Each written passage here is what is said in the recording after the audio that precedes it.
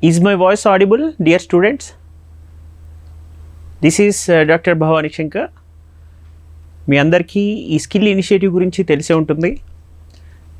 జిల్లా యువజన శాఖ విద్యాశాఖ ఆధ్వర్యంలో కలెక్టర్ రంజిత్ పాషా గారు ఒక ఇనిషియేటివ్, ఇలాంటి కొలాబరేటివ్ ఎఫర్ట్తో ఈ 21st century IAS academy CSR ఇనిషియేటివ్లో భాగంగా మీకు ఇస్తున్నటువంటి ప్రోగ్రామ్ నైపుణ్య, అంటే skill enhancement for various exams, for various competitive exams. ఎలా ప్రిపేర్ అవ్వాలి, ఏ సబ్జెక్ట్స్ ప్రిపేర్ అవ్వాలి, ఆ సబ్జెక్ట్ ప్రిపేర్ అయ్యే విధానం ఎలా ఉండాలి, చదివే పద్ధతి ఎలా ఉండాలి, వాటిని అర్థం చేసుకోవడానికే ఈ ఇనిషియేటివ్ తీసుకొచ్చారు కదా.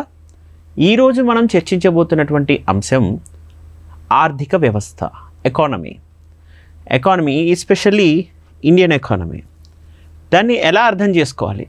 ఈ మాస్టర్ క్లాస్ ఓరియంటేషన్ ఇండియన్ ఎకానమీని మీరు చూస్తే మనకి మౌలికంగా ఎకానమీ, ఎకనమిక్స్ ఈ రెండింటి మధ్య డిఫరెన్స్ ఏంటి అని తెలుసుకోవాల్సినటువంటి అవసరం ఏర్పడుతుంది. అంటే ఇండియన్ ఎకానమీ ఇక్కడ చూడండి, what is economy, and next economics అని ఈ రెండింటి మధ్య డిఫరెన్స్ ఏంటి అని ఎవరైనా అడిగితే మనం ఏం చెప్పాలి? ఎకానమీలో డిఫరెంట్ ప్రొడక్ట్స్ ఉంటాయి. అంటే నువ్వు వాడే పెన్ను, నువ్వు యూజ్ చేసే బుక్స్, నువ్వు వేసుకునే బ్యాగ్, కాలేజ్ బ్యాగ్, ఇవన్నీ ప్రొడక్ట్స్ అంటాం. This is called. So uses products and వాటి కన్జంప్షన్, ఏదైనా కానీ నువ్వు ఉపయోగించుకొని వాడి వదిలేసే వాటిని కన్స్యూమర్డ్ గూడ్స్ అంటాం అన్నమాట. ఇలాంటివి అంటే ఉత్పత్తి చేస్తున్నవి, మ్యానుఫ్యాక్చరింగ్ కంపెనీస్లో నుంచి బయటకు వస్తున్నవి, ప్లస్ న్యూ యూజ్ చేస్తున్నవి, ఇవన్నీ కూడా ఎక్స్చేంజ్ అవుతూ ఉంటాయి ఒకరి నుంచి ఒకరికి మధ్య.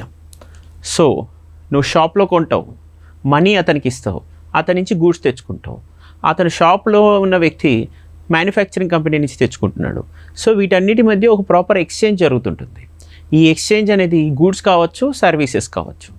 సర్వీసెస్ అంటే ఏముంటుంది? బ్యాంకింగ్ సర్వీస్ కావచ్చు, అందులో కూడా ఒక ఎక్స్చేంజ్ అనేది జరుగుతుంటుంది. వాళ్ళు నీకు ఆన్లైన్ సర్వీస్ ఇచ్చినా, ఆఫ్లైన్ సర్వీస్ ఇచ్చినా వాళ్ళు మ్యాన్ పవర్ సర్వీస్ ఇస్తుండొచ్చు నీకు. అలా ఇవిలా డిఫరెంట్ సర్వీసెస్ నువ్వు తీసుకుంటూ ఉంటావు మనుషుల నుంచి. వాటిని ఎక్స్చేంజ్, ఆ ఎక్స్చేంజ్ సిస్టమ్ ఏదైతే ఉందో, ప్రొడక్ట్స్, గూడ్స్, సర్వీసెస్, కన్జంప్షన్, ఇవన్నీ కూడా మనము ఎకానమీలో భాగంగా చెప్తాము. ఇందులో ఎవరెవరు వస్తారు? ఎకానమీ అంటే ప్రజలు వస్తారు, అంటే మనందరం. తర్వాత ఎంటర్ప్రైజెస్ వస్తాయి, అంటే వ్యాపారానికి సంబంధించిన రంగం, వ్యాపారవేత్తలు, అంటే మ్యానుఫ్యాక్చరింగ్ కంపెనీస్, సర్వీస్ ఇండస్ట్రీస్, ఇవన్నీ వస్తాయి. అలానే స్టేట్స్ అంటే రాజ్యం అంటాం మనం. రాజ్యం అంటే ఏంటి? ప్రభుత్వానికి సంబంధించిన వ్యవస్థలు, ఇవన్నీ అందులో భాగంగా ఉంటాయి ఈ ఎకానమీలో. అందుకే మనము ఇండియన్ ఎకనమిక్స్ అని చదవం, ఇండియన్ ఎకానమీ అని చదువుతాము. ఇండియన్ ఎకానమీ అంటే ఎవరు వస్తారు? ప్రజలు, వ్యాపారానికి సంబంధించిన ప్రైవేట్ వ్యక్తులు.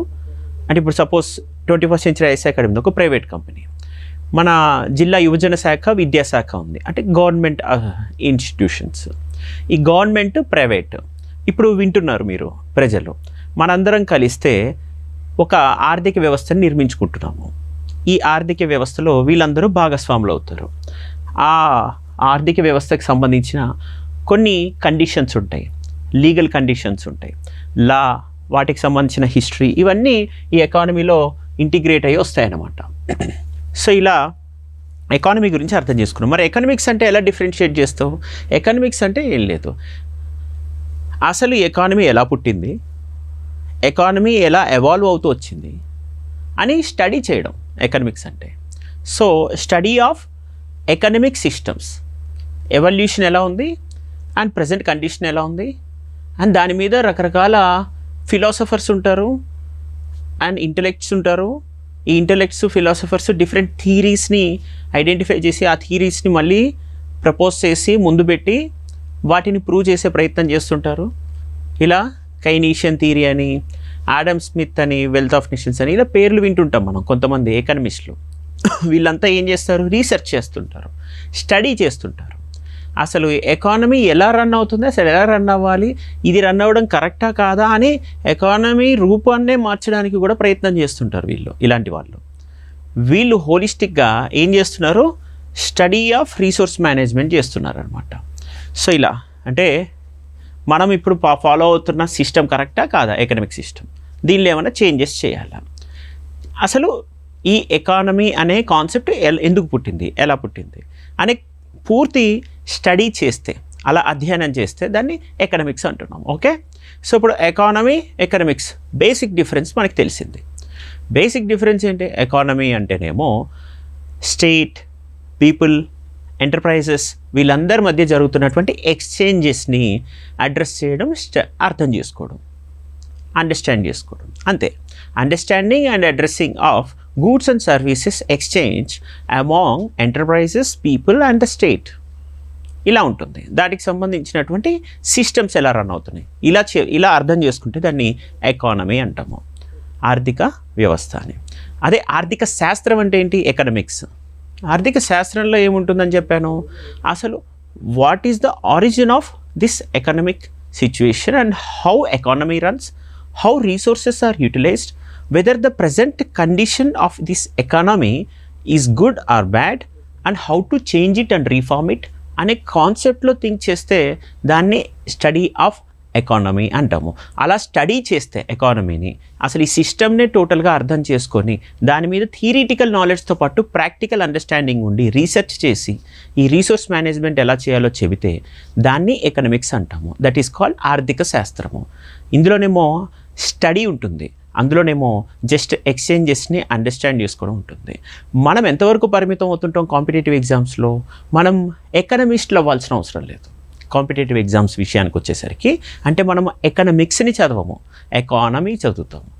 అంటే మన కాంపిటేటివ్ ఎగ్జామ్స్ విషయానికి వచ్చేసరికి కేవలం స్టేట్ ఎలా ఉంది, స్టేట్కు ఉన్న రీసోర్సెస్ ఏంటి, స్టేట్ బడ్జెట్ ఏంటి, ఆ బడ్జెట్లో ఉన్నటువంటి రిసిప్ట్స్ ఏంటి, అంటే రాబడి ఏంటి, ఆ బడ్జెట్కు ఉన్నటువంటి ఎక్స్పెండిచర్ ఏంటి, ఇలా స్టేట్కి సంబంధించి చదువుతూ స్టేట్ ప్రజలకి ఏమి ఇస్తుంది, ఎక్స్చేంజెస్ స్టార్ట్ అవుతాయి. అండ్ ప్రజలు స్టేట్కి ఏమి ఇస్తారు, మనందరం కట్టే ట్యాక్సెస్ స్టేట్కి వెళ్తాయి, అంటే రాజ్యానికి వెళ్తాయి, ప్రభుత్వాలకు వెళ్తాయి. సో అలా ప్రభుత్వాలు మనకి సర్వీసెస్ ఇస్తాయి, డెవలప్మెంట్ చేస్తాయి. వీటి మధ్య జరుగుతున్న ఎక్స్చేంజెస్ని అర్థం చేసుకోవడం వరకే మన పరిమితి ఉంటుంది. అసలు స్టేట్ ఎలా పనిచేయాలి ఎకానమీలో, స్టేట్ అసలు ఉండాలా వద్దా ఎకానమీలో, స్టేట్ రోల్ టోటల్గా జీరో చేసేద్దామా, ఓన్లీ ప్రజలు వాళ్ళ విషయాలు వాళ్ళే చూసుకుంటారా, ఇలాంటి చర్చ చేస్తే మళ్ళీ అది ఎకానమీ అవ్వదు, అది ఎకనామిక్స్ అవుతుంది. రైట్. సో చాలా సింపుల్, స్టేట్, పీపుల్, ఎంటర్ప్రైజెస్ వీళ్ళ మధ్య జరుగుతున్న ఎక్స్చేంజెస్, అంటే ప్రైవేట్ వ్యక్తులు, ప్రభుత్వము, ప్రజలు వీళ్ళందరి మధ్య జరుగుతున్నటువంటి ఆర్థిక లావాదేవీల్ని అధ్యయనం చేస్తుంది ఈ ఎకానమీ, అంటే ఆర్థిక వ్యవస్థ అనేది. వీటికి ఏర్పడిన వ్యవస్థలు ఏంటి, ఆ లీగల్ సిస్టమ్స్ కావచ్చు, జియోగ్రఫికల్ హిస్టారికల్ సిస్టమ్స్ కావచ్చు, దాన్ని బట్టి మనము ఈ ఎకానమీని అర్థం చేస్తాం. సరే,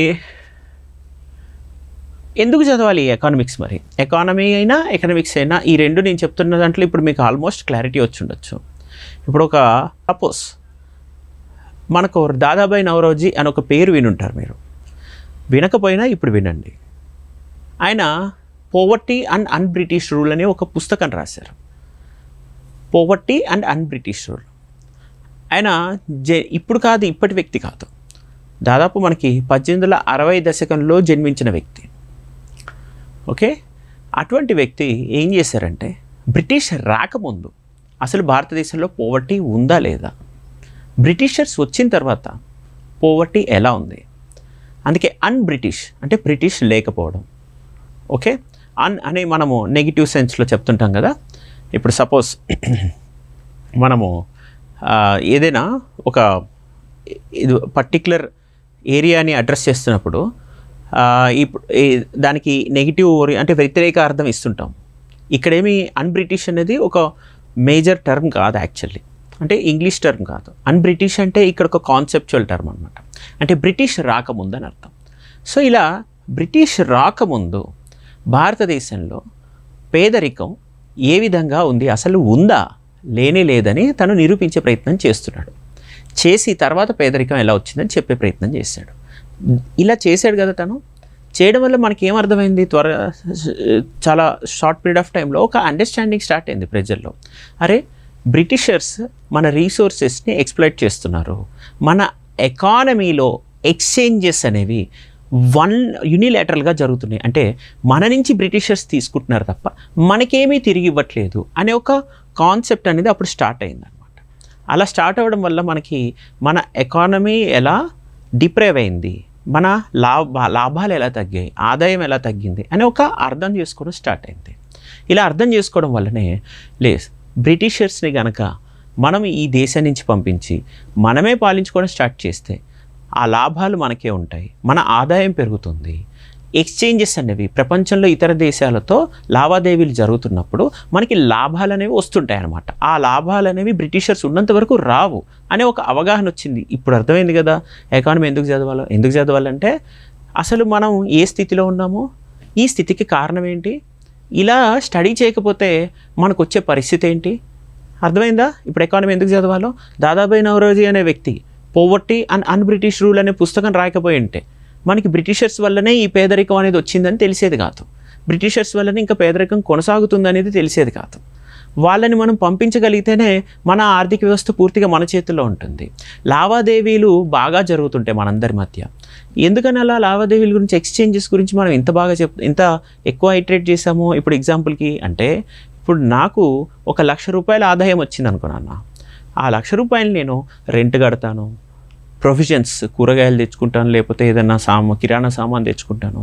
అంటే ఎవరెవరికి లాభమైంది? ₹4,00,000 ఆ కూరగాయల షాప్ అందుకు లాభం అవుతుంది, ప్లస్ అలానే రెంట్ ఇన్కమ్ ఎర్న్ చేస్తున్నటువంటి ఆ హౌస్ ఓనర్కి ఇన్కమ్ అవుతుంది. అంటే నా ఒక్కడి ఇన్కము ఇంకో 10 మంది ఇన్కమ్గా డిస్ట్రిబ్యూట్ అవుతుంది. ఇలా ఒకడి ఇన్కమ్ ఇంకో 10 మంది ఇన్కమ్గా డిస్ట్రిబ్యూట్ అవ్వడాన్ని మనము ఎక్స్చేంజ్ సిస్టమ్ అంటాం. ఈ ఎక్స్చేంజెస్ ఆగిపోయాయి అనుకో, నాకు ఇన్కమ్ ఆగిపోతే ఇంకో 10 మంది ఇన్కమ్ ఆగిపోతుంది. అలా ఈ ఎక్స్చేంజెస్ ఆగిపోతే ఏమవుతుంది? పేదరికం పెరిగిపోతుంది. So exchange is also very important అనమాట. బ్రిటిషర్స్ ద్వారా జరిగిందే చిన్న సమస్య ఏంటంటే, వాళ్ళు మన దగ్గర నుంచి ఈ రీసోర్సెస్ ఎక్స్ప్లాయిట్ చేసి, అంటే మన ముడి సరుకులు ముడి వనరులు ఉచితంగా తీసేసుకొని, ఇక్కడ పాలిస్తున్నారు కదా పాలకులు వాళ్ళే కాబట్టి వాళ్ళు మొత్తం ఫ్రీగా తీసేసుకొని దానికి ఏ డబ్బులు కట్టకపోతే ఎక్స్చేంజ్ మనకి జరగలేదు, మన చేతికి మనీ రానప్పుడు మనకి పేదరికం అలానే ఉండిపోతుంది అనమాట, కంటిన్యూ అయిపోతుంటుంది. ఇది ఇంత ఉంటుంది. ఇదేం చాలా మాస్టర్ సైన్స్ కాదు, ఒక basic understanding of human life existence. Okay, మనిషి ఈ పరిణామ క్రమంలో ఎటువంటి పరిస్థితులు ఎదుర్కొంటున్నాడని, రోజువారీ కార్యకలాపాల్లో ఎటువంటి స్థితిలో ఉన్నాడు, ఈ ఆర్థిక వ్యవస్థ ఎలా ఉందో అర్థం చేసుకోవడానికి ఉపయోగపడుతుంది. ఓకేనా? సో ఇది చాలా సింపుల్ కాన్సెప్ట్. ఇప్పుడు మీకు అర్థమైంది ఎకనామిక్స్ అంటే. Economy is nothing but understanding of exchanges among people and also state along with private entities, వీటి మధ్య జరుగుతుంటుంది. అదే ఎకనామిక్స్ అంటే నేను చెప్పాను ఇందాక, దాదాబాయి నౌరోజీ లాగా రీసెర్చ్ చేసి పుస్తకాలు రాసే వాళ్ళంతా ఎకనామిక్స్ గురించి మాట్లాడుతుంటారు. వీళ్ళు మాట్లాడడం వల్లనే మనకి ఎకానమీ ఎలా రన్ చేయాలో కూడా తెలుస్తుంటుంది. సో ఫస్ట్ మనకి ఎకనామిక్స్ చాలా ఇంపార్టెంటే. కానీ కాంపిటేటివ్ ఎగ్జామ్ విషయానికి మళ్ళీ నేను ఇందాక చెప్పాను కదా, మనం ఎకనమిస్టులు అయ్యి ఆర్థిక శాస్త్రాన్ని చదవాల్సిన అవసరం అయితే లేదు. మనము ఎకానమీ వరకు, అంటే కేవలం బ్రాడ్గా ఒక రాష్ట్రానికి సంబంధించిన బడ్జెట్ ఎలా ఉంటుంది, ప్రజలకి ఆ రాష్ట్ర ప్రభుత్వానికి మధ్య లావాదేవీలు ఎలా జరుగుతున్నాయి, ప్రభుత్వం ఏం ప్రొవైడ్ చేస్తుంది, ప్రజలు ఏం పొందుతున్నారు, తిరిగి ప్రభుత్వానికి ప్రజలు ఏం చెల్లిస్తున్నారు, అలానే ప్రైవేట్ వ్యక్తులైనటువంటి కార్పొరేట్ కంపెనీస్కి ప్రభుత్వాలు ఏమి ఇస్తున్నాయి, తిరిగి ప్రభుత్వాలు ఏం తీసుకుంటున్నాయి, ఇలా అందరి మధ్య జరుగుతున్నటువంటి ఈ ఎక్స్చేంజ్ సిస్టమ్ ఎలా ఉంది, ఈ ఎక్స్చేంజ్ సిస్టమ్ ఇంకెలా స్ట్రెంగ్తెన్ చేయాలి, ఇంతవరకే ఆలోచిస్తే మనము ఎకానమీ కాంపిటేటివ్ ఎగ్జామ్కి సంబంధించి మంచిగా అర్థం చేసుకోవడానికి అవకాశం ఉంటుంది. ఓకే, చాలా సింపుల్. నెక్స్ట్, ఇంకా ఎకానమీని మనం చదువుతున్నప్పుడు to study economics is to understand, ఏమేమో అర్థం చేసుకుంటాం. ఈ ఆర్థిక శాస్త్రం ఎకానమీ ఆర్థిక వ్యవస్థ అయినా అండ్ ముఖ్యంగా ఎకనామిక్స్ ఆర్థిక శాస్త్రాన్ని చదివినా, ఈ రెండు చదివినా మనకు అర్థమయ్యేది ఇదే. ఏంటి అంటే ఇదిగో skills in problem solving. First point, ఏం చేస్తున్నావు నువ్వు? ఇందాక నీకు చెప్పానా, మళ్ళీ ఎగ్జాంపుల్గా poverty and an British rule book రాసిన దాదాబాయి నౌరోజీ వల్ల ఏమీ తెలిసింది మనకి? ఈ పోవర్టీకి కారణం తెలిసింది. అదొక స్కిల్ ఇన్ ప్రాబ్లమ్ సాల్వింగ్.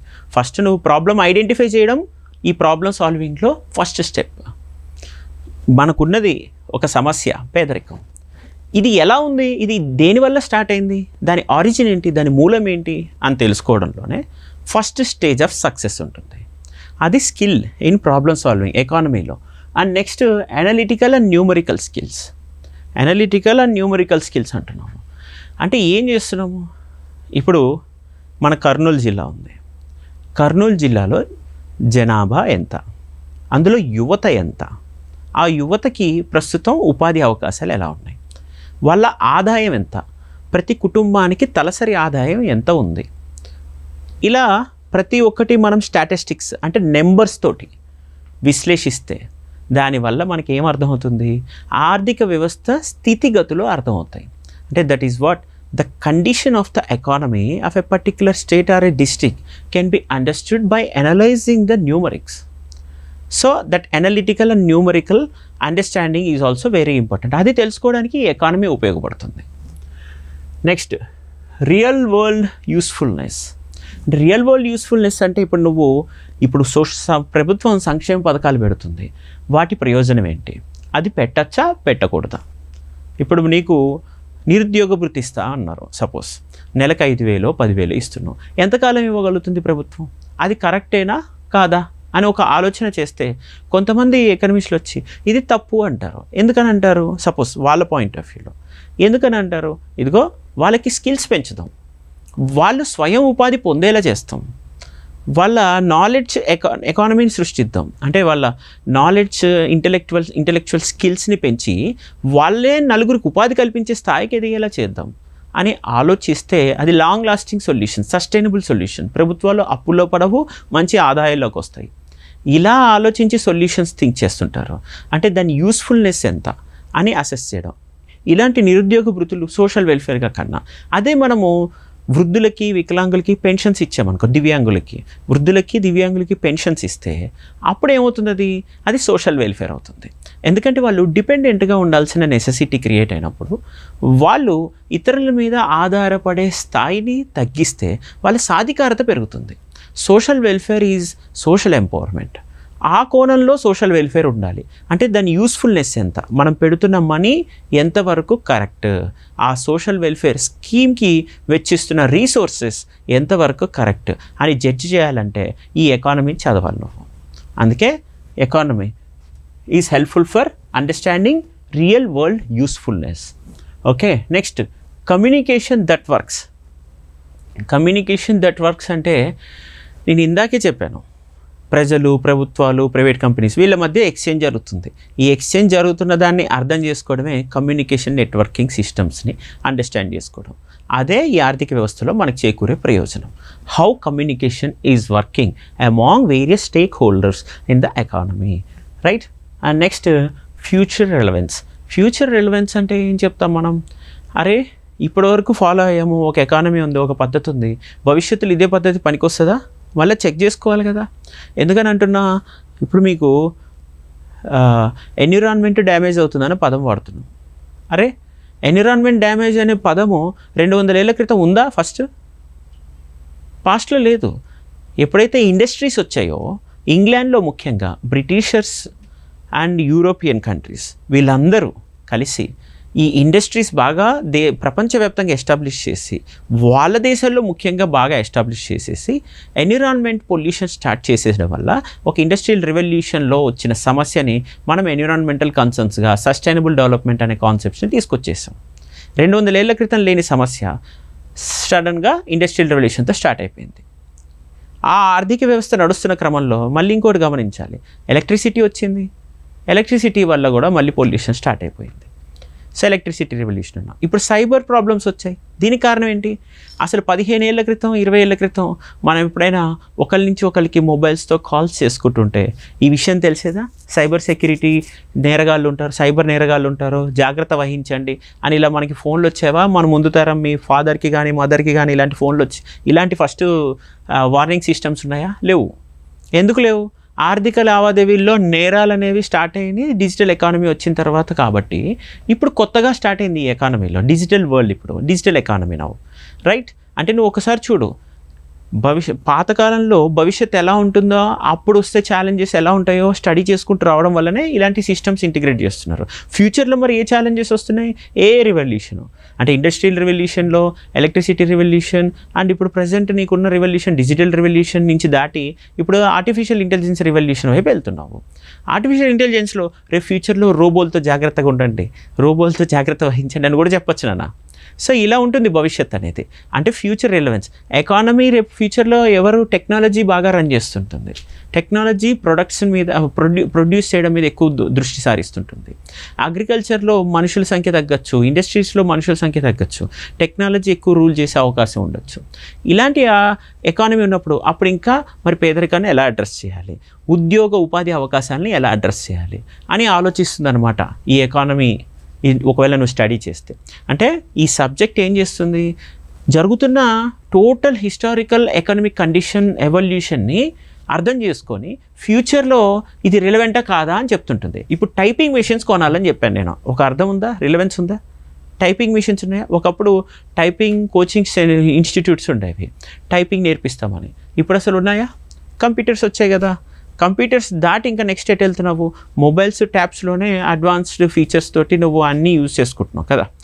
అట్లా రకరకాల పద్ధతుల్లో ఫ్యూచర్ రిలవెన్స్ ఎలా ఉండబోతుంది, ఒక వస్తువు కానీ అండ్ ప్రస్తుతం ఉన్నటువంటి ఆర్థిక వ్యవస్థలు కానీ ఎలా ఉండబోతున్నాయి అనేది అర్థమవుతుంది మనకి, అది ఎంతవరకు రిలవెంట్ అని ఎకానమీని చదివితే. ఓకే, ఇప్పుడు మనకు అర్థమై ఉంటుంది ఏముంటాయి ఎకానమీలో అంటే. ఇదిగో ఫస్ట్ అసలు ఎకనామిక్స్ అంటే ఏంటి, ఎకానమీ అంటే ఏంటి, ఇంట్రడక్షన్ ఉంటుంది. తర్వాత మ్యాక్రో ఎకానమీ, మైక్రో ఎకానమీ అని అంటాము. మ్యాక్రో అంటేనేమో స్థూలంగా ఎలా ఉందో చూస్తామన్నమాట. అంటే ఓవరాల్గా ఈ ఆర్థిక వ్యవస్థకు సంబంధించి సర్ఫేస్ నాలెడ్జ్ తోటి మనం అర్థం చేసుకుంటాము. అంటే ఒక కుటుంబం గురించి వాటి ఆర్థిక వ్యవస్థ గురించి అధ్యయనం చేస్తున్నామో మైక్రో ఎకానమీ అంటాం. ఒక రాష్ట్రము లేదా దేశానికి సంబంధించినటువంటి ఆర్థిక వ్యవస్థ ఎలా ఉందని అర్థం చేసుకుంటే దాన్ని మ్యాక్రో ఎకనామిక్స్ అంటాము. నీ వ్యక్తిగత ఆదాయం ఎలా ఉంది, నీ ఖర్చు ఎలా ఉంది అని మాత్రమే నేను పరిమితం చేసుకొని దాని థియరీ ఆధారంగా నేను ఏదన్నా ఆర్థిక స్థితిని ఒక జడ్జిమెంట్ చేస్తూ వస్తే, ఒక అంచనా వేస్తూ వస్తే దాన్ని micro level understanding of economy అంటాము. అదే macro level understanding of economy అంటే ఒక స్టేట్ రీసోర్సెస్ ఎలా ఉన్నాయి అండ్ క్యుములేటివ్గా ఇక్కడ ఉన్నటువంటి ప్రజల ఆదాయం ఎలా ఉంది, పర్ క్యాపిటల్ ఇన్కమ్ ఎలా ఉంది ఎంటైర్ స్టేట్లో అని ఆలోచిస్తే అప్పుడు macro level understanding of economy అంటాము. Okay, so micro or macro అంటే ఇది చాలా minor and micro of the micro లెవెల్కి వెళ్ళి మైనర్ ఏరియాస్ని కూడా అడ్రస్ చేస్తూ వాటిని ఆధారంగా మనము థీరీస్ని బిల్డ్ చేసి ఎకానమీ ఎలా ఉందనేది ఒక అసెస్మెంట్కి వస్తుంటాము. అది మైక్రో లెవెల్లో. ఓకే, అదే మ్యాక్రో లెవెల్లో అయితే ఓవరాల్గా బ్రాడ్గా అసలు సిస్టమ్ ఎలా రన్ అవుతుంది అని అర్థం చేసుకుంటాం. రైట్, నేషనల్ ఇన్కమ్ గురించి చెప్తున్నాం. నేషనల్ ఇన్కమ్ అంటే కంట్రీ, ఆ కంట్రీలో ఉన్న పీపుల్ ఒక పీరియడ్ ఆఫ్ టైం అంటే ఒక 1 ఇయర్లో ప్రొడ్యూస్ చేస్తున్నటువంటి టోటల్ గూడ్స్ సర్వీసెస్ ఎలా ఉన్నాయి, ఏ మేరకు, వాటికి ఒక వాల్యూ ఇచ్చి అంచనా వేస్తాను నేను. సింపుల్. ఓకే, అంటే ప్రజలున్నారు, ప్రజలందరూ కలిసి కొన్ని వస్తువుల్ని తయారు చేస్తున్నారు, అలానే పరస్పరం సర్వీసెస్ ఇచ్చిపుచ్చుకుంటున్నారు. సో ఇలా ఈ వస్తువులు ఇచ్చిపుచ్చుకునే సర్వీసెస్ ఇవన్నీ కలిపి ఎంత మేరకు ఉన్నాయి అని క్వాంటిఫై చేయడం, గణించడం, లెక్క పెట్టడం. ఈ లెక్క పెట్టి ఒక సంవత్సర కాలంలో వీళ్ళందరూ కలిసి ఎన్ని వస్తువులు ప్రొడ్యూస్ చేశారు, ఎన్ని సర్వీసెస్ ఇచ్చిపుచ్చుకున్నారు అనేది ఒక సంవత్సర కాలంలో నేను అంచనా వేసి చెప్తాను. అలా ఒక 1 ఇయర్ టైంలో వస్తువులు ఇచ్చిపుచ్చుకున్నవి, అలానే వస్తువులు ప్రొడ్యూస్ చేసినవి, goods and services exchange and produced, ఇవి నేను రెస్పెక్టివ్లీ చెక్ చేసుకుంటూ ఒక 1 ఇయర్లో ఇక్కడ ఉన్నటువంటి ప్రజలు ఏం సాధించారో డబ్బు రూపంలో దాన్ని క్యాలిక్యులేట్ చేసి చెప్పాను అనుకో. ఇదిగో వీళ్ళు 100 గూడ్స్ అనే బదులు 1 lakh ప్రొడ్యూస్ చేశారు అన్నట్టుగా చెప్పడం ఈజీ కదా. అలా టోటల్గా వీళ్ళందరికీ ఒక మానిటరీ వాల్యూ ఇచ్చి ఎన్ని గూడ్స్ అండ్ సర్వీసెస్ ఈ ఇయర్లో ప్రొడ్యూస్ అయ్యాయని నేను సింపుల్గా చెప్తే దాన్ని ఏమంటాం మనం, నేషనల్ ఇన్కమ్ అంటాం. ఈ చెప్పే పద్ధతిలో నేషనల్ ఇన్కంలో గణించే పద్ధతి అంటే లెక్కించే పద్ధతి, that is called the counting mechanism. Socio economic counting అనేది ఈ అకౌంటింగ్ డిఫరెంట్గా ఉంటుంది. ఓకే, ఒక్కొక్కరు ఒక్కొక్క థియరీ చెప్తారు, ఒక్కొక్క థియరీలో ఒక్కొక్క రకమైన కౌంటింగ్ వస్తుంటుంది. అలా ఇవన్నీ కలిపి ఫైనల్గా ఒక అంబ్రెల్లా టర్మ్ కిందికి వస్తుంది. ఆ అంబ్రెల్లా టర్మే national income. Simple. National income అంటే goods service produced by the people in a year. అది గవర్నమెంట్ లెక్క పెడుతుంది. ఆ లెక్క పెట్టడంలో 4-5 పద్ధతులు ఉంటాయి. ఆ పద్ధతులన్నీ కూడా ఈ నేషనల్ ఇన్కమ్ పరిధిలోకి వస్తాయి. రైట్. నెక్స్ట్ ఇన్ఫ్లేషన్ అంటాం. ధరలు పెరుగుతున్న స్థితిని ఇన్ఫ్లేషన్ అంటాం. సింపుల్. అప్పుడే so the rate of increase in goods and services, that is called inflation. Okay, ఏంటిది ఇన్ఫ్లేషన్ అంటే? ఇప్పుడు నీ దగ్గర ఒక పెన్ ఉంది, 10 రూపీస్ ప్రజెంట్, ఫ్యూచర్లో నెక్స్ట్ ఇయర్ అది 11 రూపీస్ అయింది. ఎంత పెరిగింది? 1 రూపీ పెరిగింది. ఎంత పర్సెంటేజ్ పెరిగింది? 10% పెరిగింది. 10% పెరగడం అనేది చాలా ఎక్కువ. అలా 10% ఎవ్రీ ఇయర్ పెరిగిపోతుంటే నీ ఆర్థిక వ్యవస్థ తగ్గిపోతుంది, నీ సంపాదన చాలా కష్టమైపోతుంది కదా. నువ్వు అంతంత నీ ఆదాయం కూడా 10% పెరిగిందా? మరి పెరగలేదు అనే విషయం నీకు ఎలా తెలిసింది? ఇన్ఫ్లేషన్ వల్ల తెలిసింది. లాస్ట్ ఇయర్ 10 రూపీస్ ఉన్న పెన్ను ఇయర్ 11 రూపీస్ అయిపోయేసరికి నువ్వు కొనలేవు దాన్ని. అదే లాస్ట్ ఇయర్ 10 రూపీస్ ఉన్న పెన్ను జస్ట్ ఇయర్ ఒక 20 పైసా 30 పైసా పెరిగింది అనుకో, జస్ట్ 10 రూపీస్ 20 పైసానో 10 రూపీస్ 30 పైసానో అయిందనుకో, నువ్వు కొనగలవు. ఎందుకని? నీ ఇన్కమ్ కూడా అంతే ప్రపోర్షనేట్గా పెరిగింది కాబట్టి. సో అప్పుడు నీ ఇన్కమ్ని బట్టి ఇక్కడ పెరుగుతున్న ఈ గూడ్స్ అండ్ సర్వీసెస్ రేట్ ఎలా ఉందో చెక్ చేసుకోవాలి నేను. చేసుకుంటేనే అప్పుడు అసలు ప్రజల చేతిలో డబ్బులు ఉన్నాయా లేవా, వాళ్ళు అసలు బతకగలరా బతకలేరా, వాళ్ళ పరిస్థితి ఏంటి అని నేను అంచనా వేయడానికి వస్తుంది. లేకపోతే అంచనా వేయలేను. అలా అంచనా వేయాలంటే నాకేం కావాలి? డెఫినెట్లీ ఇన్ఫ్లేషన్ ఎలా ఉందో తెలియాలి. ఇన్ఫ్లేషన్ వల్లనే ప్రజల చేతుల్లో డబ్బులు ఉన్నాయా లేవా, వాళ్ళు వాళ్ళ డబ్బులతో ఈ వస్తువుల్ని కొనగలుగుతున్నారా కొనలేకపోతున్నారా అని నేను అంచనా వేయగలుగుతాను. అందుకే ఈ ఇన్ఫ్లేషన్ అర్థం చేసుకోవడం అవసరం. Right. Next planning, economic planning. ఇప్పుడు మనం స్వర్ణాంధ్ర విజన్ 2047 అంటున్నాం. అంటే ఏంటి?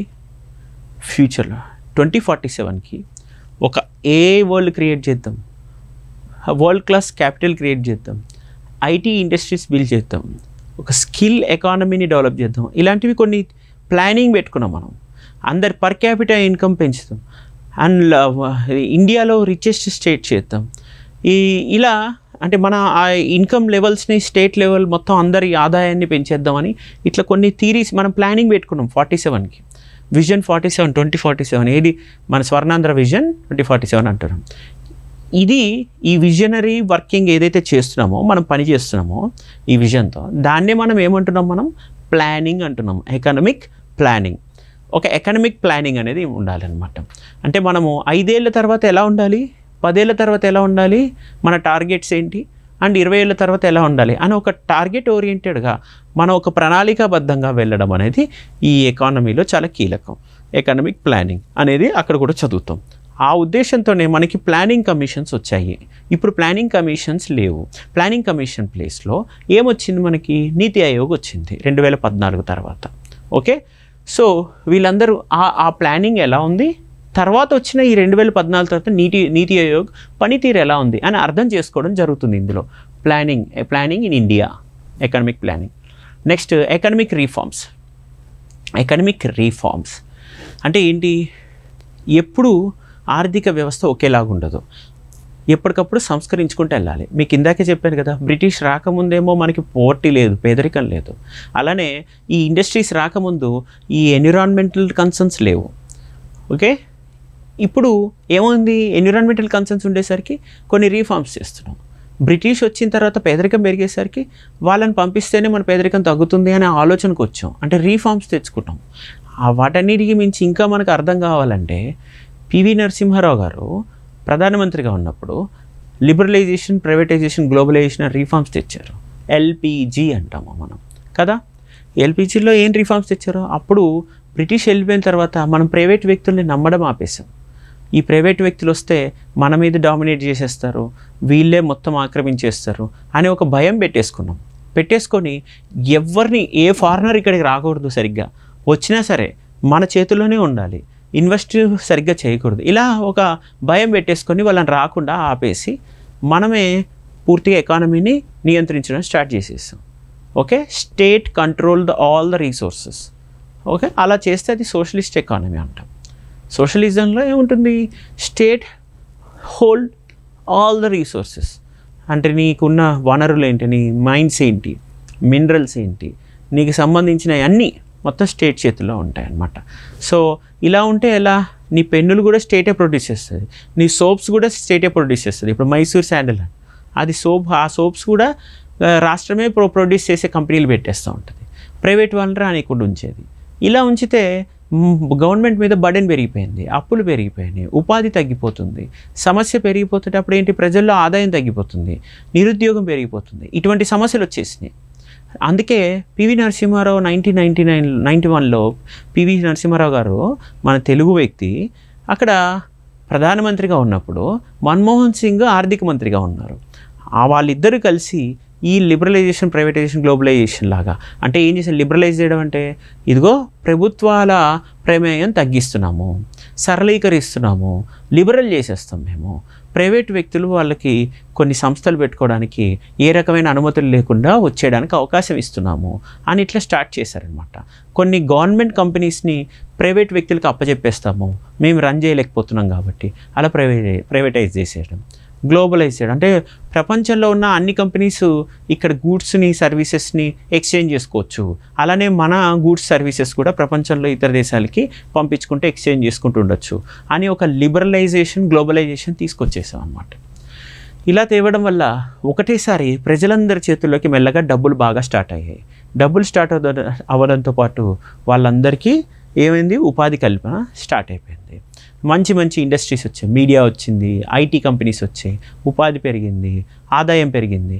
ఇలా ఎకానమిక్ రీఫార్మ్స్ వల్ల మనందరికీ బెనిఫిట్స్ వచ్చాయి. అయితే ఇందులో కొంత jobless growth, economic differences disparity అనేది పెరిగింది. ప్రజల మధ్య ఆదాయ వ్యత్యాసాలు పెరుగుతూ వచ్చాయి. ఇది కూడా కొంత సమస్య ఉంది. సమస్య ఉన్నప్పటికీ ఓవరాల్గా ఈ 91 తర్వాత ఈ రీఫార్మ్స్ మన భారతదేశానికి ఎక్కువ ఉపయోగపడ్డాయి. ఓకే, ఇలాంటి రీఫార్మ్స్ని మనం చదవాలి. ఇలాంటి ఎగ్జామ్స్లో కానీ లేదా ఒక సాధారణ పౌరుడిగా అయినా నీకు ఈ దేశం ఎలా నడుస్తుంది, నీ చుట్టుపక్కల ఉన్న సమాజం ఎలా నడుస్తుంది, వారందరి మధ్య ఉన్నటువంటి ఈ financial systems and exchanges, resource utilization, mobility ఎలా ఉందని నువ్వు అర్థం చేసుకోవాలి. అది నీ అవసరం, అది ఇంకెవరో చేయాల్సిన పని కాదు. నీకు నువ్వే, నీ కుటుంబం కోసం, నీ కోసం నువ్వు అర్థం చేసుకోవాల్సినటువంటి సిస్టమ్ ఇది, రైట్? అలా సిస్టమ్ని అర్థం చేసుకుంటేనే నువ్వు ఎంపవర్ అవ్వగలవు, నువ్వు ఒక డెసిషన్ మేకింగ్ స్కిల్ని పొందగలుగుతావు అనమాట. నీకు ఆ స్కిల్ వస్తుంది డెసిషన్స్ తీసుకోవడానికి, రైట్? ఇలా నెక్స్ట్ ప్రైమరీ, సెకండరీ సెక్టార్స్ అంటాం. ప్రైమరీ సెక్టార్స్ అంటే ఏంటి, ఏదైతే ఒక రా మెటీరియల్ రీసోర్సెస్ని డైరెక్ట్గా ఎక్స్ట్రాక్ట్ చేయడం అనేది జరుగుతుంటుంది ప్రైమరీ సెక్టార్కి సంబంధించి. అంటే మనము అగ్రికల్చర్ రా మెటీరియల్, ఇప్పుడు మనము కాటన్ ఉంది, ఆ కాటన్ డైరెక్ట్గా మనం బేళ్ళలో తీసుకొని బస్తాల్లో నింపేస్తూ ఉంటాము. అదంతా కూడా డైరెక్ట్గా అగ్రికల్చర్ ప్రొడక్షన్, రైట్? ఆ అగ్రికల్చర్ ప్రొడక్షన్ రా మెటీరియల్. తర్వాత నేనేం చేస్తాను, ఇండస్ట్రీలో ఈ టెక్స్టైల్గా మారుస్తాను.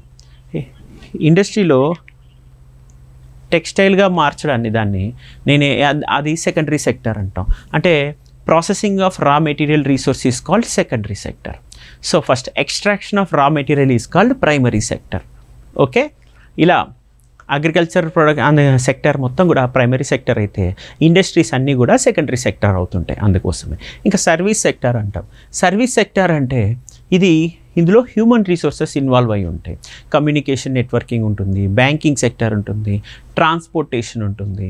ఇవన్నీ కూడా సర్వీస్ ఇండస్ట్రీస్లోకి వస్తాయి అన్నమాట, సర్వీస్ సెక్టర్. ఇలా ఇంకా దాంతోపాటు మనకి ఈ సర్వీసెస్లో ఈ బ్యాంకింగ్ సిస్టమ్ ఎలా నడుస్తుంది, ఈ ఫైనాన్షియల్ సిస్టమ్ ఎలా ఉంది, ప్రైవేట్ బ్యాంక్స్ ఏంటి, షెడ్యూల్ గవర్నమెంట్ బ్యాంక్స్ ఏంటి, వీటిల్లో మొబిలిటీ ఎలా ఉంది, లిక్విడిటీ ఎలా ఉంటుంది, అంటే క్యాష్ ఎంత ఫ్లో ఉంది, క్యాష్ ఎంత తక్కువ ఉంది వీళ్ళ దగ్గర, ఈ క్యాష్ ఆర్బీఐ దగ్గర ఎంత ఉంది, ఆర్బీఐ ఎన్ని డబ్బులు మనకి రిలీజ్ చేస్తే, ఆర్బీఐ ఏ రకమైన పాలసీ పెడితే, అంటే ఆర్బీఐ దగ్గర కొన్ని ఖచ్చితంగా, ఇప్పుడు సింపుల్గా ఒక వ్యక్తి బ్యాంకులో అకౌంట్ ఓపెన్ చేయాలంటే ఒక 1000 రూపీస్ డిపాజిట్ పెట్టాలి. అలానే బ్యాంకు ఓపెన్ చేయాలనుకో ఆర్బీఐ దగ్గర కొంత డిపాజిట్ పెట్టాలి. ఓకే, క్యాష్ రిజర్వ్ రేషియో లాగా, సిఆర్ఆర్ లాగా. ఓకే, నువ్వు ఒక బ్యాంక్ అకౌంట్ ఓపెన్ చేయాలంటే మినిమం 1000 రూపాయలు డిపాజిట్ ఉండాలంటారు కదా నీకు పర్సనల్గా ఒక అకౌంట్ ఓపెన్ చేయాలంటే. అలానే మరి బ్యాంక్ ఓపెన్ చేయాలంటే, నువ్వే బ్యాంక్ పెట్టాలంటే అప్పుడు నువ్వు ఆర్బీఐలో అకౌంట్ ఓపెన్ చేయాలి. బ్యాంక్ పేరుతోటి ఆర్బీఐలో అకౌంట్ ఓపెన్ చేయాలి. ఓపెన్ చేయాలంటే నీ దగ్గర ఒక 100 crore 200 crore liquid cash RBI దగ్గర పెట్టి అకౌంట్ ఓపెన్ చేసుకోవాలి. చేసుకుంటే నీకు ఒక బ్యాంక్ పర్మిషన్ ఇస్తారని అర్థమైందా? ఇలా బ్యాంకులు ఎలా రన్ అవుతాయి, ఆర్బీఐ దగ్గర ఉన్న బ్యాంక్స్ ఏంటి, మరి ఈ బ్యాంకుల దగ్గర ఉన్నటువంటి క్యాష్ ఏంటి, ఆ క్యాష్ అకౌంట్స్ని ఆర్బీఐ నువ్వు ఎంత పెట్టుకోవాలి ఎంత పెట్టుకోవద్దో డెసిషన్ తీస్తుంది. ఎందుకని ఆర్బీఐ అలా చెప్తేనే ఈ బ్యాంకులు తమ దగ్గర క్యాష్ని ప్రజలకు ఇవ్వాలా, తమ దగ్గర పెట్టుకోవాలా, లేకపోతే ఆర్బీఐకి ఇవ్వాలా అని డెసిషన్ తీసుకుంటే, ఇలా తీసుకోవడం వల్లనే మన దగ్గర ఎన్ని డబ్బులు ఉండాలో ఒక క్లారిటీ వస్తుంది. మన దగ్గర ఇష్టం వచ్చినట్టుగా లక్షలు డబ్బులన్నీ ఇచ్చేసేయండి, చీప్గా లోన్స్ ఇచ్చేయండి అని ఇట్లా డబ్బులు ఇచ్చేస్తే అప్పుడు కాఫీ రేటు 10 రూపీస్ కాస్త 100 రూపీస్ అయిపోద్ది. 10 రూపీస్కి తాగాల్సిన ఛాయ్ ఎంత అవుతుంది? 100 రూపీస్ అయిపోతుంది ఇష్టం వచ్చినట్టుగా డబ్బులు ఇచ్చేస్తే. ఆ ఇన్ఫ్లేషన్ పెరిగిపోద్ది. ఇందాకే చెప్పాను కదా, rate of increase in goods and services called inflation. అప్పుడు ధరల పెరుగుదలని నియంత్రించలేము కాబట్టి అప్పుడు ఏం చేయాల్సి వస్తుంది? లిక్విడిటీ మనం కొంచెం కంట్రోల్ చేయాల్సి వస్తుంది. లిక్విడిటీ అంటే ఫ్లో ఆఫ్ క్యాష్ ఎలా ఫ్లో అవుతుంది, ఎంత సింపుల్గా ఫ్లో అవుతుంది అని చెక్ చేసుకోవడం. ఇలా క్యాష్ ఫ్లోని అర్థం చేసుకోవాలంటే మనకి ఏం అర్థం కావాలి? ఫైనాన్షియల్ సిస్టమ్ ఎట్లుంది, ఇన్సూరెన్స్ కంపెనీస్ ఏంటి, అవి ఏ ఆధ్వర్యంలో ఉంటాయి, insurance regulating development authority suppose. అలానే బ్యాంకులు ఏంటి, ఎవరి ఆధ్వర్యంలో ఉంటాయి, ఈ ఆర్బీఐ ఆధ్వర్యంలో. అలా ఏవి ఎలా రన్ అవుతున్నాయి, ఇవి ఎట్లా ఎస్టాబ్లిష్ అవుతాయి, వీటికి సంబంధించినటువంటి లిక్విడిటీ సిస్టమ్ ఎలా ఉంటుంది, వీటిలో క్యాష్ ఫ్లో ఎలా జరుగుతుంది ప్రజలకి, ఈ బ్యాంకింగ్ ఇంటర్మీడియరీస్కి, అలానే ఆర్బీఐకి, వీటి మధ్య ఉన్నటువంటి ఈ ఎక్స్చేంజ్ సిస్టమ్ని అర్థం చేసుకోవడం జరుగుతుంది ఈ సర్వీస్ సెక్టర్లో, రైట్? Next tax structure. నీకున్న పన్నులు ఏంటి, ఎన్ని రకాల పన్నులు కడుతున్నావు, అందులో డైరెక్ట్గా ఎన్ని కడుతున్నావు, ఇండైరెక్ట్గా ఎన్ని కడుతున్నావు అని చెప్పి గవర్నమెంట్కి ఎంత ఇన్కమ్ వస్తుంది ఈ ఎక్స్చేంజ్ రూపంలో, గవర్నమెంట్కి వస్తున్న ఇన్కమ్ని ఎలా స్పెండ్ చేస్తున్నారు, ఎక్స్పెండిచర్ ఎలా ఉంది, ఇవన్నిటిని నువ్వు స్టడీ చేయాల్సి వస్తుంది. అది గవర్నమెంట్ బడ్జెట్లో కూడా ఇంక్లూడ్ అవుతుంది. సో ట్యాక్సేషన్ తెలుస్తుంది, అది గవర్నమెంట్కి ఇన్కమ్ అవుతుంది, గవర్నమెంట్ కొంత ఎక్స్పెండిచర్ కూడా చేస్తుంది, అది గవర్నమెంట్ బడ్జెట్లో భాగం అవుతుంది. దాని తర్వాత హ్యూమన్ డెవలప్మెంట్ ఎలా జరుగుతుంది, నీకు ఏమేమి స్కిల్ డెవలప్మెంట్ జరుగుతుంది, నీకు ఎంతెంత లోన్స్ వస్తున్నాయి, దాంతో నీకు ఎంత ఎంటర్ప్రినర్షిప్ వస్తుంది, ఎంప్లాయ్మెంట్ వస్తుంది. ఎంటర్ప్రినర్షిప్ అంటే నువ్వు ఒక వ్యాపారవేత్తగా ఎదగడం, ఎంప్లాయ్మెంట్ అంటే నీకు స్కిల్స్తో ఒక వ్యాపారవేత్త దగ్గర ఉపాధి పొందడం, ఇలాంటివి ఎంతవరకు జరుగుతున్నాయి అని చెక్ చేసేది మొత్తం ఈ హ్యూమన్ డెవలప్మెంట్ అనమాట. Public finance in India. ఇక పబ్లిక్ ఫైనాన్స్ అంటే ఏం లేదు, ప్రజల ఆదాయము ప్రభుత్వం మధ్య ఏ విధంగా ఎక్స్చేంజ్ జరుగుతుంది అని ఒక అంచనా వేస్తాను నేను. వేస్తే అప్పుడు దానివల్ల పబ్లిక్ ఫైనాన్స్ సిస్టమ్ ఎలా ఉందో అర్థమవుతుంది. ఓకే, పబ్లిక్ ఫైనాన్స్ అంటే కూడా బడ్జెట్లో భాగమే. కొంత budget, taxation and income of individuals and families, ఇవన్నీ కూడా కలిపి పబ్లిక్ ఫైనాన్స్లో భాగం అవుతుంది. Okay, next international economic organizations and India అంటున్నాం. ఇప్పుడు మనకి వరల్డ్ ట్రేడ్ ఆర్గనైజేషన్ WTO అంటున్నాం, ఇంటర్నేషనల్ మానిటరీ ఫండ్ IMF అంటున్నాం, నెక్స్ట్ వరల్డ్ బ్యాంక్ అంటున్నాం. ఇవన్నీ ఏంటి, ఎందుకున్నాయి, అసలు వీటికి భారతదేశానికి మధ్య ఏ రకమైన ఎక్స్చేంజెస్ జరుగుతాయి? ఇవి కాకుండా ఒక వేరే కంట్రీకి మనకి మధ్య కొన్ని అగ్రిమెంట్స్ జరుగుతుంటాయి, వాళ్ళు ఇక్కడ కంపెనీస్ పెడతారు, మ్యాన్ పవర్ మనం సప్లై చేస్తుంటాము, మన మధ్య జరుగుతున్నటువంటి ఇంటర్నేషనల్ ట్రేడ్ ఎలా ఉంది, ఎక్స్చేంజెస్ ఎలా ఉన్నాయి అనేది కూడా ఈ ఎకానమీలో ఇంపార్టెంట్ మేజర్ కాన్సెప్ట్ అనమాట. ఇక సర్వీస్ సెక్టర్ అంటే ఇందాకే మీకు చెప్పాను, బ్యాంకింగ్, రైల్వేస్, ట్రాన్స్పోర్టేషన్, కమ్యూనికేషన్, ఇవన్నీ కూడా సర్వీస్ ఇండస్ట్రీలో భాగం, రైట్? నెక్స్ట్ మనం ఇలాంటి ఒకసారి కాంపిటేటివ్ ఎగ్జామ్స్ సిలబస్ చూస్తే యూనియన్ పబ్లిక్ సర్వీస్ కమిషన్ కావచ్చు, Andhra Pradesh public service commission exams group 1, 2 కావచ్చు, లేకపోతే ఇంకా బ్యాంకింగ్ ఎగ్జామ్స్లో ఉండే సిలబస్ కావచ్చు, లేక RBI exams, NABARD national bank for agriculture and rural development exams, వీటిలో ఉన్న సిలబస్ కావచ్చు. ఒక జనరల్ ఎగ్జామ్ ఏదైనా నువ్వు కాంపిటేటివ్ ఈవెన్ SI కానిస్టేబుల్కి ప్రిపేర్ అవ్వాలనుకున్నా కూడా నీకు బేసిక్గా కొంత సిలబస్ అనేది ఉంటుంది, ఇందాక నేను చెప్పిన సిలబస్. అది కాకుండా వీటన్నిటి అంబ్రెల్లా సిలబస్ అంటాం. అంటే ఈ సిలబస్లకే సిలబస్, ఏ సిలబస్ అది? Union public service commission syllabus. IAS, IPS లాంటి ఎగ్జామ్స్ కండక్ట్ చేస్తున్నటువంటి ఒక స్వయం ప్రతిపత్తి గల సంస్థ, ఆ సంస్థ ఆధ్వర్యంలో ఉన్నటువంటి సిలబస్ ఇది. ఓకే, సో ఈ సిలబస్లో మనకి ఇండియన్ ఎకానమీ మొత్తం చదువుతాం, అందులో బడ్జెటింగ్ చదువుతాం, అగ్రికల్చరు చదువుతాం, ఇండస్ట్రీస్ చదువుతాం, టెక్నాలజీ, సర్వీస్ సెక్టర్ చదువుతాం. ఆ విధంగా ఇందాక మేము చెప్పిన reforms, economic reforms, effects of liberalisation on the Indian economy, infrastructure, investment models, ఇవన్నీ కూడా చదువుతుంటాం. మనం ఎకానమీని అర్థం చేసుకోవాలంటే బేసిక్ సిలబస్ కాన్సెప్ట్స్ని నేను చాలా సింప్లిఫై చేసి చెప్పాను. ఫస్ట్ ఎకానమీ, ఎకనామిక్స్ అంటే ఏంటి డిఫరెన్స్ అర్థం చేసుకున్నాం. తర్వాత ఈ ఎకానమీని చదివేటప్పుడు ఉండే బేసిక్ కాన్సెప్ట్స్ ఏంటి, national income, budgeting and banking and finally international trade, ఇవన్నీ మనం అర్థం చేసుకున్నాం. వీటితో పాటు ఇప్పుడు మనం ఏం చూడబోతున్నాం, గ్రోత్ అండ్ డెవలప్మెంట్. ఎకానమీలో మనం చాలా ఫ్రీక్వెంట్గా వాడుతుంటాం. డెవలప్మెంట్ కావాలి అంటాం. అరే గ్రోత్ ఉంది అంటాం. గ్రోత్ డెవలప్మెంట్ రెండు ఒకటే కదా అనుకుంటారు కన్ఫ్యూజ్ అయ్యి. అలా కాదు, కొన్ని బేసిక్ డిఫరెన్సెస్ ఉంటాయి. ఇప్పుడు గ్రోత్ అంటే మనిషి ఫిజికల్గా ఎదిగినట్టు, అదే డెవలప్మెంట్ అంటే మనిషి ఫిజికల్ గ్రోతే కాదు, మెంటల్ గ్రోత్ కూడా ఉంది. సో మనిషి శారీరకంగా ఎదిగితే మనము గ్రోత్ అంటే, డెవలప్మెంట్లో శారీరకంగా మానసికంగా రెండు రకాలుగా ఎదుగుతాడు మనిషి, అది డెవలప్మెంట్, రైట్?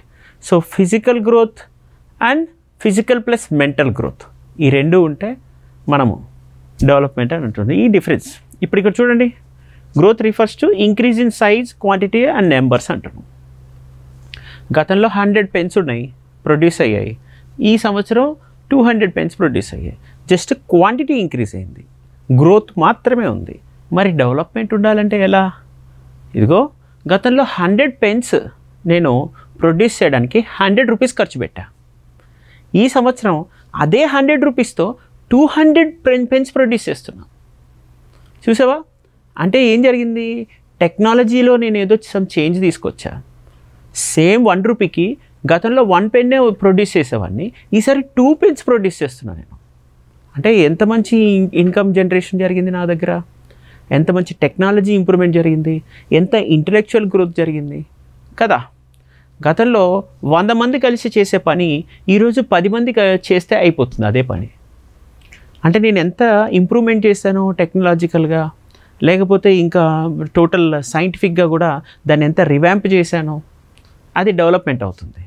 ఓకే, అంటే మనము మెషినరీలో ఎఫర్ట్స్ తగ్గించి అవుట్పుట్ పెంచితే అది డెవలప్మెంట్గా మారిపోతుంది. జస్ట్ నెంబర్ మాత్రమే ఇంక్రీజ్ అయితే 100 పెన్స్ నెక్స్ట్ ఇయర్ 200 పెన్స్ అని మాత్రమే చెప్పాను అనుకో, ఏముంది అందులో, నెంబరే పెరిగింది. నెంబర్ పెరిగినంత మాత్రాన మనకి కంప్లీట్ డెవలప్మెంట్ ఉన్నట్ట కాదు కదా. సో పర్ క్యాపిటల్ ఇన్కమ్ పెరగడమే కాదు, ప్రజలకి హ్యాపీనెస్ కూడా బాగా పెరుగుతుందా, ప్రజల మెంటల్ గ్రోత్ పెరుగుతుందా, సొసైటీలో లా అండ్ ఆర్డర్ జస్టిస్ పెరుగుతుందా, అండ్ ఇలాంటివి కూడా నేను ఇంటిగ్రేట్ చేసి చెప్పగలగాలి, రైట్? అలా ఉంటే అప్పుడు అంటే ప్రజల్లో స్కిల్స్ పెరుగుతున్నాయా, ఇంటలెక్చువల్ గ్రోత్ పెరుగుతుందా, ఇలాంటివి నేను చెక్ చేసుకుంటూ ఉండాలి, రైట్?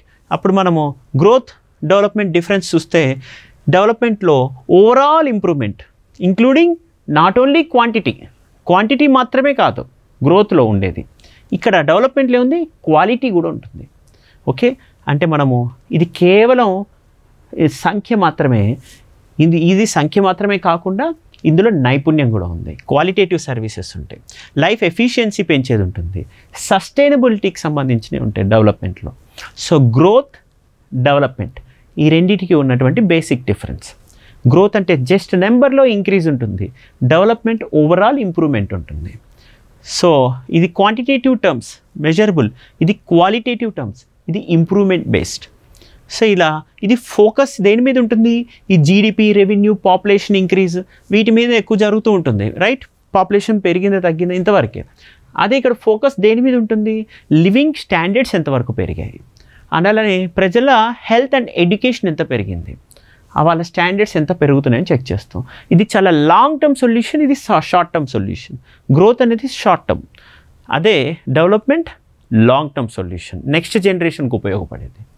నెక్స్ట్ అలానే ఇంకా ఇంపాక్ట్ చూస్తే చాలా నేరో ఇంపాక్ట్ ఉంటుంది, లిమిటెడ్ ఇంపాక్ట్ ఉంటుంది గ్రోత్లో, కానీ డెవలప్మెంట్లో చాలా లార్జర్ ఇంపాక్ట్ ఉంటుంది. సొసైటీ, ఎకానమీ, పొలిటికల్ సిస్టమ్స్ అన్నీ కూడా దానివల్ల బెనిఫిట్ పొందుతాయి, అది డెవలప్మెంట్లో ఉండే ప్రయోజనం. సో గ్రోత్ వర్సెస్ డెవలప్మెంట్లో హైయెస్ట్ ప్రియారిటీ ఎప్పుడూ డెవలప్మెంట్కే ఇవ్వాలి. డెవలప్మెంట్ జరుగుతున్నప్పుడు గ్రోత్ ఆటోమేటిక్గా దాన్ని ఫాలో అవుతూ ఉంటుంది. ఇంకా నెక్స్ట్ కొన్ని ఎగ్జాంపుల్స్ తీసుకుంటే when a nation's GDP rises, నేను ఇందాకే చెప్పాను 500 బిలియన్ టు 600 బిలియన్ క్వాంటిటీ పెరిగింది, అది జస్ట్ గ్రోత్ అన్నట్టు. అదే ఇప్పుడు మనకి రిడక్షన్ ఆఫ్ పావర్టీ అంటే పేదరికం తగ్గింది, ఉద్యోగ సామర్థ్యం పెరిగింది, హెల్త్ కేర్ సర్వీసెస్ పెరిగాయి, అలా డిస్ట్రిబ్యూషన్ ఆఫ్ ఇన్కమ్ పెరుగుతుంది, అది డెవలప్మెంట్ అవుతుంది. దానికి ఎగ్జాంపుల్స్ ఇలా రకరకాల ఎగ్జాంపుల్స్ ఉంటాయి డెవలప్మెంట్కి, గ్రోత్కి. ఇప్పుడు ఒక చిన్న మల్టిపుల్ చాయిస్ క్వశ్చన్ డిస్ప్లే చేసి చెప్తాను, దాంతో మీకు ఫుల్ కాన్సెప్చువల్ క్లారిటీ వస్తుంది. చూడండి, which of the following best differentiates economic growth from economic development? Which of the following best differentiates economic growth from economic development? చూడండి నాన్న, ఇక్కడ economic growth refers to and increase in the country's GDP. Yes, కరెక్టే. Country జీడిపిలో ఎంత పెరుగుదల ఉంది అంటే ఆదాయంలో పెరుగుదల ఉందో చెక్ చేసుకుంటే అది గ్రోత్ అవుతుంది. ఫస్ట్ పార్ట్ కరెక్టే. But while economic development relates to improvements in living standards and quality of life, this is very very important, that is also correct. Second part. మరి మిగతా పార్ట్స్ ఇక చదవాల్సిన అవసరం కనిపించట్లేదు కదా, మిగతా పార్ట్స్ చదవాల్సిన అవసరం లేకపోయినా ఒకసారి చూద్దాం. అసలు economic growth focuses on equity while economic development prioritises output. No, గ్రోత్లో ఈక్విటీ అవుట్పుట్ రెండు ఉంటాయి. ఈక్విటీ అంటే ఏం లేదు, ఎంత షేర్ పెరిగింది. గతంలో 10 షేర్లు ఉండేవి, ఈ సంవత్సరం 20 షేర్లు పెరిగాయి, అంతే, జస్ట్ నెంబర్ పెరిగింది.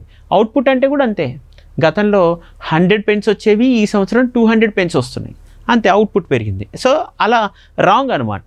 ఇప్పుడు గ్రోత్కి డెవలప్మెంట్కి డిఫరెన్షియేషన్ ఆప్షన్ ఏనే ఇక్కడ ఆల్రెడీ రైట్ అని చెప్పేస్తుంది స్పష్టంగా. So option A is correct. Which of the following scenarios best illustrates economic growth? Economic గ్రోత్ని బెస్ట్ మనకి రిఫ్లెక్ట్ చేస్తుంది ఏంటిది? బెటర్ హెల్త్ కేర్ సర్వీసెస్, ఇంకా లాంగర్ లైఫ్ ఎక్స్పెక్టెన్సీ ఉండేది గ్రోత్లో రాదు. గ్రోత్ అంటే జస్ట్ షార్ట్ టర్మే.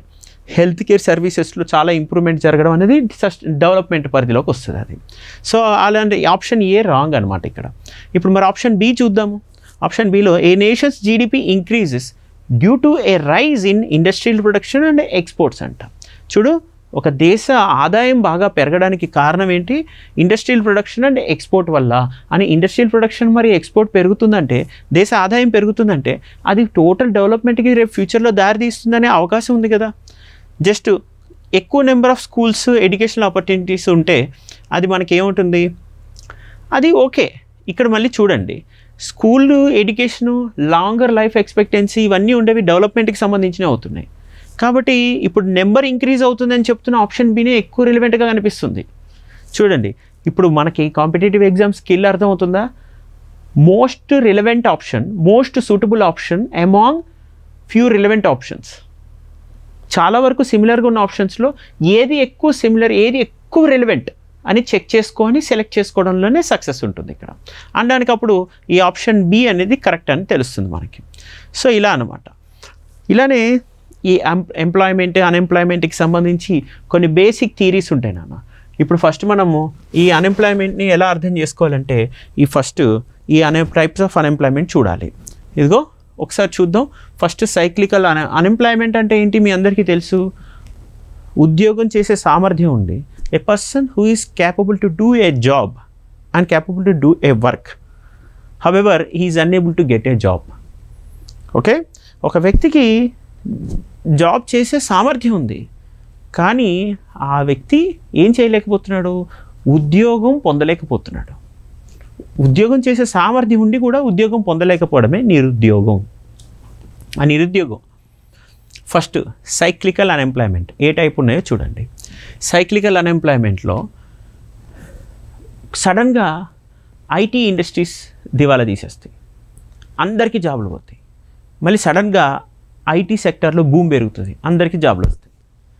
సో అట్లా ఏమవుతుంటుంది, సైక్లికల్గా జాబులు పోవడం, జాబులు రావడం, జాబులు పోవడం, జాబులు పోవడం, ఇట్లా జరుగుతూ ఉంటే దాన్ని సైక్లికల్ అన్ఎంప్లాయ్మెంట్ అంటుంది. సైక్లికల్గా జరుగుతూ ఉంటుంది ఇట్లా. సో సీజనల్ అన్ఎంప్లాయ్మెంట్, ఇది సీజన్ని బట్టి మారుతూ ఉంటుంది. ఖరీఫ్ సీజన్లో బాగా వర్షాలు పడుతున్నప్పుడు అందరికీ చేతి నిండా పని దొరుకుతుంది. మళ్ళీ సమ్మర్ టైం కొంచెం స్టార్ట్ అవుతున్నప్పుడు, మార్చి తర్వాత హార్వెస్టింగ్ సీజన్ అయిపోయాక, పంట కోత టైం అయిపోయాక ఒకటేసారి పనులు లేకుండా అయిపోతుంది. సో అటువంటి పరిస్థితి ఉంటే అది సీజనల్ అన్ఎంప్లాయ్మెంట్ అంటాం. అగ్రికల్చర్లో ఎక్కువగా చూస్తుంటాం. Next structural unemployment. స్ట్రక్చరల్ అంటే ఏంటి? నాకు చదువుకున్న చదువుకి బయట అడుగుతున్న ఉద్యోగ స్కిల్కి వాళ్ళు అడుగుతున్న నైపుణ్యానికి మధ్య అసలు సంబంధం లేదు. అప్పుడు ఏమేమి గ్యాప్ ఏర్పడింది అంటే నా స్కిల్ వేరు, నేను చదివిన చదువు వేరు, మార్కెట్లోనే డిమాండ్ వేరు. ఈ రెండింటి మధ్య గ్యాప్ ఉంటే అప్పుడు నాకు ఉద్యోగం రాదు. స్ట్రక్చరల్ అన్ఎంప్లాయ్మెంట్ అంటాం. దాన్ని స్కిల్ మిస్ మ్యాచ్ ఈ స్ట్రక్చరల్ అన్ఎంప్లాయ్మెంట్లో ఉంటుంది. Next frictional unemployment. ఫ్రిక్షనల్ అన్ఎంప్లాయ్మెంట్లో ఏముంటుంది?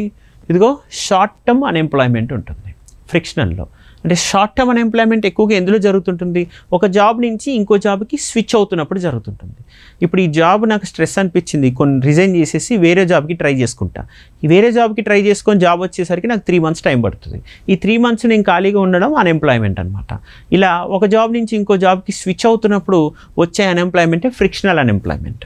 Next natural rates of unemployment. Natural rates unemployment అంటే ఏంటి? Sum of frictional and structural unemployment. ఈ రెండు కలిపితే అంటే మనం ఇందాక చెప్పిన ఫ్రిక్షనల్ అండ్ స్ట్రక్చరల్ అన్ఎంప్లాయ్మెంట్ ఈ రెండు మిక్స్ చేస్తే న్యాచురల్ రేట్ ఆఫ్ అన్ఎంప్లాయ్మెంట్ అంటాం అనమాట. అంటే స్కిల్ మిస్ మ్యాచ్ వల్ల, అలానే సైక్లికల్గా సడన్గా బూమ్ పడిపోవడం, బూమ్ పెరగడము, మార్కెట్లో డిమాండ్ పెరగడం తగ్గిపోవడం వల్ల ఈ అన్ఎంప్లాయ్మెంట్ రేట్ అనేది వస్తూ ఉంటుంది. ఇలా frictional and structural unemployment, skill miss match and market boom, demand supply base మీద అన్ఎంప్లాయ్మెంట్ ఏర్పడితే దాన్ని న్యాచురల్ రేట్ ఆఫ్ అన్ఎంప్లాయ్మెంట్ అంటారు. ఇంకా డిస్గైజ్డ్ అన్ఎంప్లాయ్మెంట్ అన్న చూడండి, ప్రచ్ఛన్న నిరుద్యోగం తెలుగులో అంటారు. సరే, ఇక్కడ మన డిస్గైజ్డ్ అన్ఎంప్లాయ్మెంట్ అంటే ఒక వర్క్ చేయడానికి 10 members సరిపోతారు, కానీ ఇక్కడేమో 20 members వర్క్ చేస్తున్నారు. ఎక్స్ట్రా 10 members చేసినా చేయకపోయినా ప్రొడక్షన్లో ఏ మార్పు రాదు. సింపుల్. ఓకే, మనం పంట కోయడానికి వెళ్ళాం, 10 మంది కోస్తే చాలు ఆ పంట చేతికి వచ్చేస్తుంది. కానీ ఇక్కడ 20-30 మంది కలిసి చేస్తున్నారు అదే పనిని. ఎక్స్ట్రా 20-30 మంది ఎవరైతే ఉన్నారో దానివల్ల మనకి ఏమీ ఎక్స్ట్రా ప్రొడక్షన్ లేదు, జస్ట్ అలా చేస్తున్నారు అంతే. చీప్ లేబర్, అలా పని ఏమీ లేకపోయేసరికి వచ్చి కూర్చొని ఏదో కొంత పని చేస్తూ ఉంటారు వీళ్ళు. ఇలా వాళ్ళ మార్జినల్ అవుట్పుట్ 0 ఉంటుంది. అలా ఉంటే దాన్ని డిస్గైజ్డ్ అన్ఎంప్లాయ్మెంట్ అంటారు. సో మోర్ వర్కర్స్ దాన్ నీడ్. నెక్స్ట్ దానివల్ల ఇంపాక్ట్ ఏముండదు ప్రొడక్టివిటీ మీద. Okay, under employment. Under employment అంటే నా స్కిల్స్ ఏమో చాలా ఎక్కువ, కానీ నేను చేస్తున్న పని నా స్కిల్కి తగ్గది కాదు, చాలా తక్కువ స్కిల్, లో అండర్ డెవలప్డ్ ఏ జాబ్ నేను చేస్తున్నట్టు. అండర్ ఎంప్లాయిడ్ అంటే లో పే జాబ్స్. నాకున్న స్కిల్స్కి మినిమం 50,000 60,000 శాలరీ తెచ్చుకునే కెపాసిటీ ఉంటుంది, కానీ నాకేమో పని చేద్దామంటే ఆ 50,000 60,000 జాబ్ ఇచ్చేవాడు లేడు. అక్కడ జస్ట్ 10,000 20,000 ఇచ్చేవాళ్ళే ఉన్నారు. నా స్కిల్ ఎక్కువ, కానీ వాళ్ళు ఇచ్చే జాబ్ రోల్ చాలా చిన్నది. అలా ఏమైపోద్ది? దాన్ని అండర్ ఎంప్లాయ్మెంట్ అంటాం. నా కెపాసిటీకి తగ్గట్టు నాకు జాబ్ ఇవ్వట్లేదు, చిన్న జాబ్స్ ఇస్తున్నారు అన్నట్టుగా ఫీల్ అవుతుంటాం. అలాంటిది ఉంటే అండర్ ఎంప్లాయ్మెంట్ అంటాం. ఇలా అన్ఎంప్లాయ్మెంట్కి సంబంధించినటువంటివి మనకి చెప్పినవి. ఇంకా పోవర్టీ అంటే మీకు తెలుసు కదా, బేసిక్ నీడ్స్ ఫుల్ఫిల్ చేసుకోలేని కండిషన్స్ ఉంటాయి మనకి పోవర్టీలో. ఈ పోవర్టీలో ఏమున్నాయి ఒకసారి చూద్దాం. పోవర్టీలో ఉన్న వాటిలో ఫస్ట్ అబ్సల్యూట్ పోవర్టీ, రెండోది రిలేటివ్ పోవర్టీ అని ఉంటుంది. ఓకే, టైప్స్ ఆఫ్ పోవర్టీలో ఫస్ట్ మనకి అబ్సల్యూట్ పోవర్టీ అంటే సింపుల్గా తెలియాలి. అస్సలు తినడానికి కూడా కష్టమయ్యే పరిస్థితిలో ఉంటే చాలా అదేంటి మనం పోవర్టీ అంటే అబ్సల్యూట్గా ఉన్నట్టుగా భావిస్తాము. ఇది ఎలాంటి condition? Even basic needs and livelihood cannot be met and food accommodation కూడా వాళ్ళు పొందలేని స్థితిలో ఉంటారు. ఇలాంటివి ఎక్కువగా ఏ కంట్రీస్లో ఉంటాయి? థర్డ్ వరల్డ్ కంట్రీస్ అంటారనమాట. అంటే ఆఫ్రికన్ నేషన్స్లో ఇలాంటివి కనిపిస్తుంటాయి. అంటే కనీస మౌలిక సదుపాయాలు కూడా పొందలేని స్థితిలో ఉండడం ఇది అబ్సల్యూట్ పోవర్టీ. మరి రిలేటివ్ పోవర్టీ అంటే ఏంటి? ఇది కాస్త డెవలపింగ్ స్టేజ్ దాటి developed countries and more developed countries వీటిల్లో ఈ రిలేటివ్ పోవర్టీ ఉంటుంది. ఈ రిలేటివ్ పోవర్టీ అంటే రిలేటివ్ అంటే ఏంటి? ఒకళ్ళతో కంపేర్ చేసి చెప్పడం. ఓకే, అవతల వ్యక్తితో పోలిస్తే నాకు అవకాశాలు సదుపాయాలు తక్కువ. Okay, so facilities and opportunities are less than that of others. ఇలాంటి కండిషన్ నాకు ఏర్పడితే దాన్ని ఏమంటాం మనము? దాన్ని రిలేటివ్ పోవర్టీ అంటాము. ఓకే, సో ఇలా రిలేటివ్ పోవర్టీ అంటే the facilities opportunities are less than that of others.